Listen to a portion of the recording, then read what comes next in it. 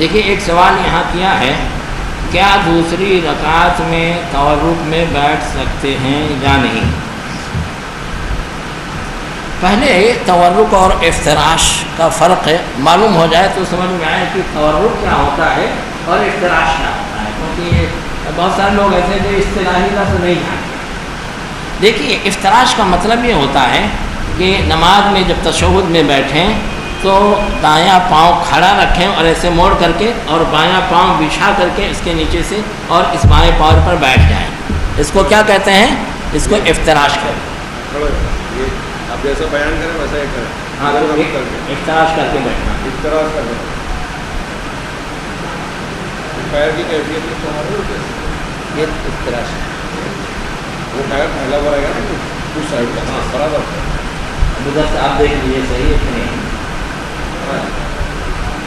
تو یہ افتراش ہے۔ افتراش میں دیکھا دایاں پاؤں کھڑا ہوا ہے اور بایاں پاؤں ایسے بچھایا ہے اور اس کے نیچے سے نکال کر کے اور اس پر بیٹھ گئے ہیں، یہ افتراش ہے۔ دو تشہد والی جو نمازیں ہوتی ہیں تو پہلے تشہد میں یہ افتراش ہوتا ہے اور دوسرے تشہد میں تورک ہوتا ہے۔ تورک جو ہوتا ہے تو اس میں یہ دایاں پاؤں کھڑا رکھتے ہیں اور بایاں پاؤں اس سر سے یا اس کے نیچے سے لے جا کر کے زمین پر جو ہے سرے رکھ کے بیٹھتے ہیں، اس پر پاؤں پہ نہیں بیٹھتے ہیں، یعنی بچھا ہوا نہیں رہتا ہے، تو اس کو کہتے ہیں تورک، اس کو کہتے ہیں تورک۔ تو اصل میں تورک دوسرے تشہد میں ہے اور افتراش پہلے تشہد میں ہے۔ تو دو تشہد والی جو نمازیں ہیں، جیسے مغرب میں دو تشہد ہیں اور ظہر عصر اور عشاء میں دو تشہد ہیں، تو ان میں پہلے تشہد میں افتراش اور دوسرے تشہد میں تورک ہے، یہ بات متفق ہے۔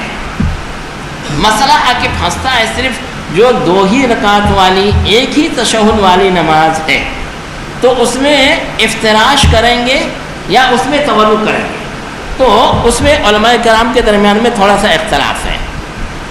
جو لوگ کہتے ہیں کہ یہ آخری تشہد ہے تو ایک ہی تشہد مگر اسی پر سلام پھیریں گے تو یہ آخری اور سلام والا تشہد ہے، اس واسطے اس میں تورک کریں گے، کچھ لوگ کہتے ہیں۔ کچھ لوگ کہتے ہیں کہ صاحب یہ پہلا تشہد ہے، اس واسطے اس میں افتراش کریں گے۔ ہمارے علامہ البانی رحمۃ اللہ علیہ، شیخ ابن باز رحمہ اللہ وغیرہ ایسی نمازوں میں کہتے ہیں کہ افتراش ہی کریں گے، تورک نہیں کریں گے، کیونکہ یہ دوسرا تشہد نہیں ہے، ایک ہی تشہد ہے تو دوسرا کہاں سے ہوا؟ یہ دوسرا تشہد نہیں ہے، پہلا ہی تشہد ہے، اس واسطے افتراش کریں گے، تورک نہیں کریں گے۔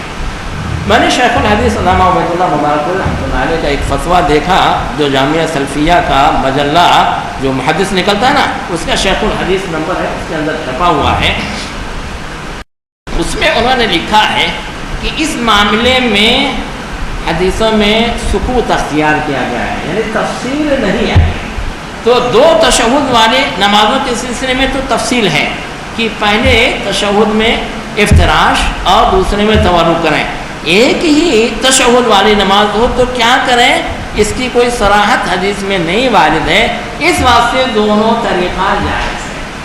اس واسطے انہوں نے کیا کہا؟ دونوں طریقہ جائز ہے۔ اس واسطے میں آپ لوگوں سے یہ گزارش کرتا ہوں اس مسئلے میں زیادہ جھگڑے میں نہ پڑیں۔ اگر آپ کو شیخ ابن باز، شیخ البانی وغیرہ کے فتوے پر اطمینان ہے، افتراش کرنا چاہتے ہیں تو افتراش کر لیجیے، اور شیخ الحدیث کے نزدیک بھی اس پہ کوئی اعتراض کی بات نہیں ہے۔ لیکن اگر کوئی یہ سمجھ کے کسی تشہد میں سلام پھیرنا ہے، تورک میں بیٹھ جاتا ہے، تو بھی جھگڑا کرنے کی کوئی ضرورت نہیں ہے۔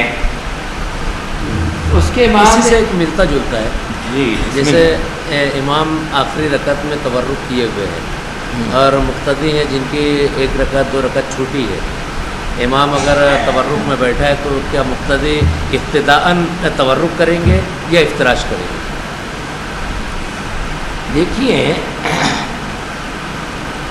موٹی موٹی چیزوں میں تو یہ ہے کہ جعل الامام لیتم بھی، ہاں امام کے ساتھ سے بنایا گیا ہے تاکہ اس کی اطلاع کی جائے، لیکن اسی میں ہے فیضا کیا ہے، ہاں فیضا کبر فکبروا ویضا رکع فرکعوا ویضا سجد فاسجدوا، جب وہ اللہ اکبر کہے تو تم بھی اللہ اکبر کہو، وہ رکوع میں جائے تو تم بھی رکوع میں جاؤ، وہ سجدے میں جائے تو تم بھی سجدے میں جاؤ، یہ تفصیلات اس میں ہیں۔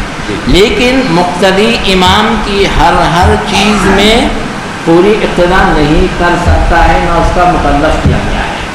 مثال کے طور پر سری نماز میں سری رکعتوں میں وہ کیا پڑھتا ہے مقتدی اس کا مکلف نہیں کہ جو امام پڑھے وہی پڑھے۔ رکوع میں کتنی مرتبہ امام سبحان ربی العظیم کہتا ہے اتنی مرتبہ اس کو پتہ نہیں، اتنی مرتبہ سبحان ربی العظیم کہنے کا وہ مکلف نہیں ہے۔